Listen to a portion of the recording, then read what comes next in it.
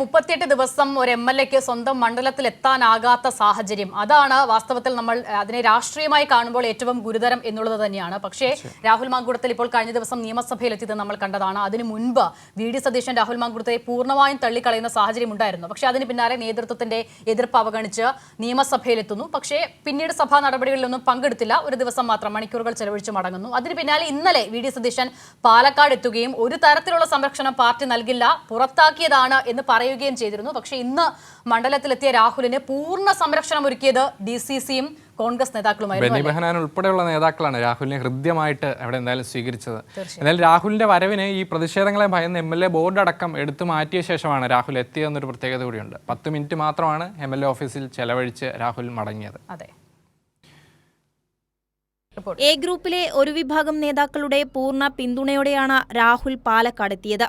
Shafi Parambil പക്ഷക്കാരായ KPCC general secretary C. ചന്ദ്രൻ, Congress, youth Congress, KSU നേതാക്കളെല്ലാം രാഹുലിനൊപ്പമുണ്ടായിരുന്നു. മരണവീടുകൾ സന്ദർശിച്ച രാഹുൽ വൈകിട്ടോടെ MLA ഓഫീസിലെത്തി.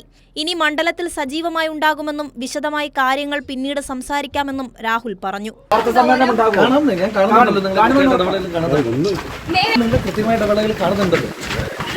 അന്തരിച്ച KPCC സെക്രട്ടറിയായിരുന്ന PJ പൗലോസിന്റെ വീട്ടിൽ രാഹുൽ എത്തിയപ്പോൾ നേതാക്കളെ കണ്ടു.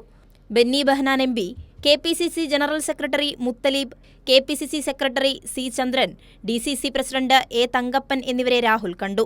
അതേസമയം പാലക്കാടെത്തിയ മുൻ പ്രതിപക്ഷ നേതാവ് രമേശ് ചെന്നിത്തല രാഹുൽ വിഷയത്തിൽ പ്രതികരിച്ചില്ല. പാലക്കാട് MLA ഇല്ലാണ്ട് ഇപ്പോൾ ഒരു മാസം കഴിഞ്ഞു. അപ്പോ കോൺഗ്രസിനെ സംബന്ധിച്ചിടത്തോളം അതിലൊരു ബാധ്യതയില്ലേ എന്നുള്ള പാലക്കാട് MP ഒരു MLA ഇവിടെ നിൽക്കുന്നത് കണ്ടില്ലേ? പാലക്കാട് MP ഇല്ലേ ശ്രീകണ്ഠൻ, ഊർജ്ജസ്വലായ MP ഷംസുദ്ദീൻ MLA ഇല്ലേ? ഇവിടുത്തെ ഒരു പ്രശ്നത്തിന് ഒരു കുഴപ്പമില്ല. പ്രതിഷേധങ്ങളെ ഭയന്ന MLA ബോർഡ് ഒഴിവാക്കിയായിരുന്നു രാഹുലിന്റെ സന്ദർശനം. പാലക്കാട് നഗരത്തിൽ DYFIയുടെ പ്രതിഷേധവും ഉണ്ടായി. പാലക്കാട് ഇറങ്ങിയ വിവരം വ്യസനസമേതം DYFI അറിയിക്കുകയാണ്. വസ്ത്രവ്യാപാരികൾ പുറത്തുവച്ചിരിക്കുന്ന പ്രതിമകൾ എത്രയും പെട്ടെന്ന് തന്നെ സ്ത്രീകളുടെ പ്രതിമകൾ ഉണ്ടെങ്കിൽ എടുത്തൊള്ളിൽ വെക്കണമെന്ന് വിനീതപൂർവ്വം അറിയിക്കുകയാണ്. നിങ്ങളുടെ വാട്സാപ്പിൽ, ഇൻസ്റ്റഗ്രാമിൽ, ടെലഗ്രാമിൽ 12 മണിക്ക് ശേഷം ഗൂഗിൾ പേയിൽ എന്തെങ്കിലും മെസ്സേജ് വന്നാൽ ആരും തന്നെ റീപ്ലൈ കൊടുക്കരുത്. കൈരളി ന്യൂസ്, പാലക്കാട്.